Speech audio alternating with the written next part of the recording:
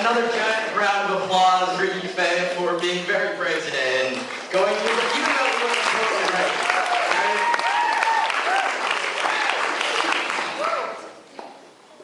Okay, so, oh no. I'm going to talk to you about Jesus Christ. No, like, don't worry, like, although I'm agnostic and whatnot, and I don't make fun of other people's religions particularly. I don't slander the good book. However, to me, it's not really the good book. It's more of a good book, and it's a great book. And I think the Old Testament has like some great stories. Are there any Davids in here? Just curious. No Davids. Zero Davids. Okay. Does anyone know the story of David? You may know him from the famous Michelangelo sculpture, the handsome dude with tiny penis, or the famous Bible story of small David throwing a rock at large Goliath and killing him. But the thing is, there's a second part to that story, much more interesting part, I think. So stay with me here. But I think David's a lunatic. Saul, the king of Israel, wants to marry his daughter, Michal, remember they're Jews, to David, but with a ludicrous catch. So here we go. Samuel 18:25. Saul replied, "Say to David, the king wants no other price for the bride than 100 Philistine foreskins."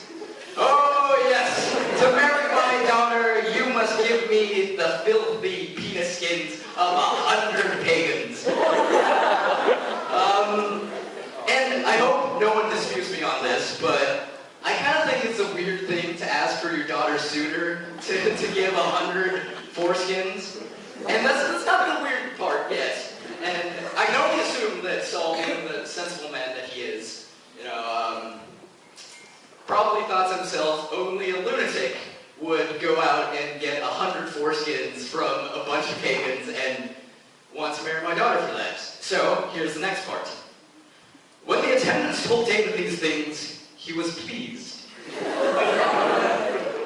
David went out and killed 200 Philistines. He brought their foreskins and presented the full number to the king. You asked for 100 Philistine foreskins? Here, have 2.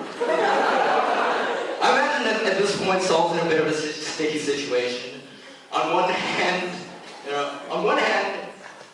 you're messing with a guy who just removed 200 foreskins, right? So you don't really want to fuck with him. But on the other hand, on the other hand, I personally wouldn't marry my daughter off to a guy who finds pleasure in collecting foreskin.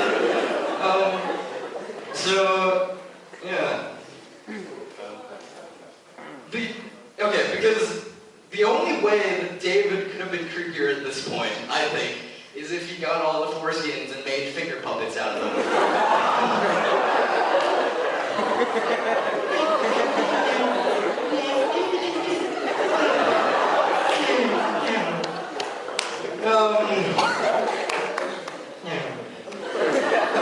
But then again, if this isn't a grand romantic gesture, I don't know what is. I can see it sort of as a winter formal ask-out. David finds Michal, brings her to the glass corridor between the old and the new building.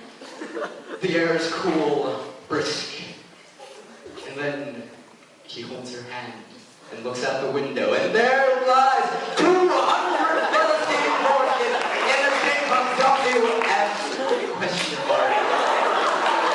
And he says unto Michal, I'm just a boy standing in front of a girl with 200 Philistine foreskins. Thank you very much. That's all my time.